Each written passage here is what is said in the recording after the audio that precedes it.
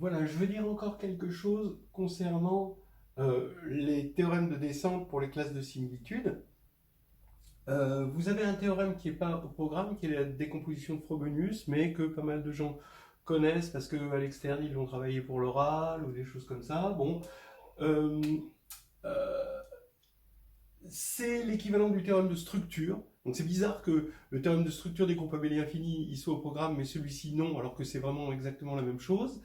Euh, bon, on va le regarder. Le théorème de décomposition de Frobenius, il dit que si on prend une matrice dans Mn de K, donc voilà, et x petit x dans Kn, alors dans un premier temps, donc juste une petite préparation, on a un morphisme d'espace vectoriel, pas d'anneau, hein, parce que là on est dans Kn, c'est un espace vectoriel, qui va de Kx, K de x dans, donc c'est l'anneau des polynômes en A appliqué en x, et on a P qui va vers P de A, mais cette fois-ci appliqué à x.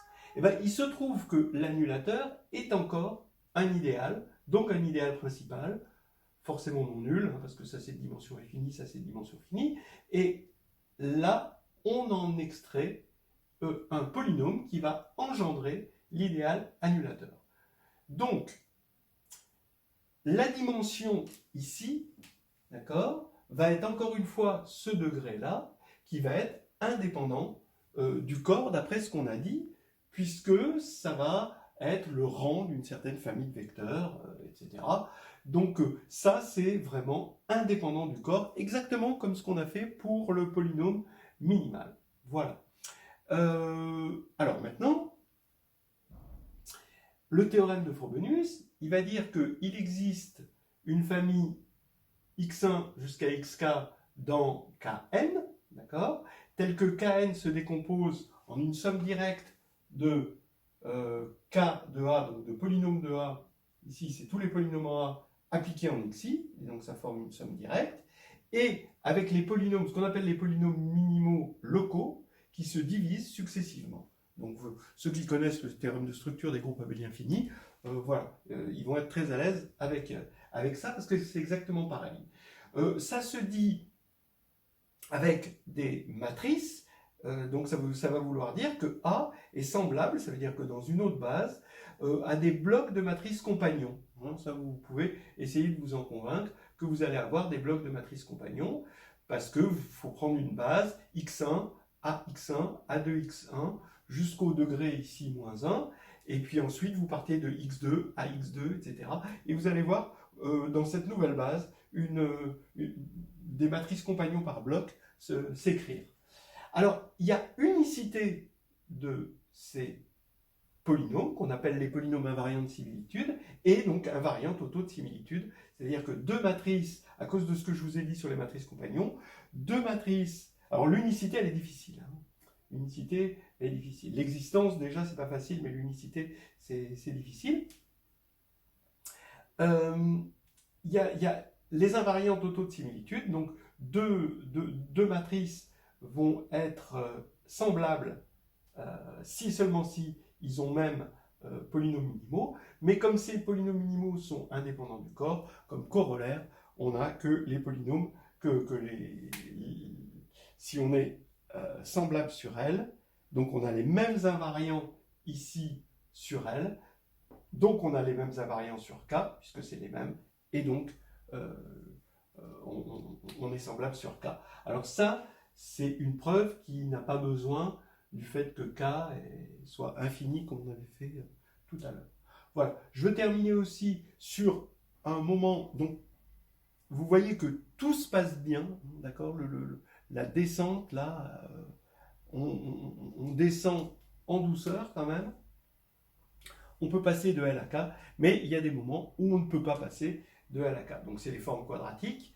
Donc je voulais vous montrer, vous prenez A et B dans Sn de R, et ben le fait qu'elles soient congruentes sur C, c'est-à-dire qu'on puisse écrire B égale P transposé à P avec P dans GLN de C, d'accord, donc ça même si elles sont au départ réelles, hein, ça n'implique pas que A est congru à B sur R. Donc on ne peut pas passer de P dans C à P dans R comme on l'avait fait tout à l'heure.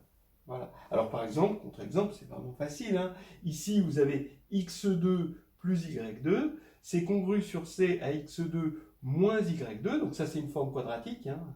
Donc ça c'est pas une matrice, hein, mais là je regarde la matrice symétrique comme une forme quadratique, ça veut dire 1, 1, d'accord, si on veut, 1, 1, 0, et 1, moins 1, 0, voilà, ça c'est congru, parce que ici j'ai qu'à faire le changement de variable, x égale petit x, et grand y égale petit y, donc sur C, petit y, pardon, et là, donc sur C, on voit bien que c'est congru à cause de ça.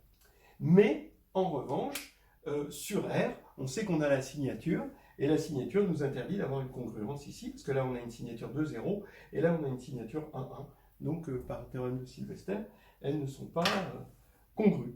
Voilà, donc je vous laisse imaginer, je reviens maintenant sur ce petit livre de Serre, sur le cours d'arithmétique de Serre, qui est magnifique, concis, etc., que je conseille à tout le monde comme lecture de vacances. Donc, c'est les formes quadratiques, c'est C, et on atterrit avec Serre de C, bon, grand pilote, hein, Serre, hein, C, R, les péadiques, Q, principe de Haas, et là Z. Bon, c'est un merveilleux roman, quoi. Voilà, une grande descente. Mesdames et messieurs, ici le commandant Bordier, nous venons d'arriver à New York JFK Airport International. Je vous souhaite un agréable séjour et espère vous revoir très prochainement sur nos lignes Air France et je vous dis à bientôt. Et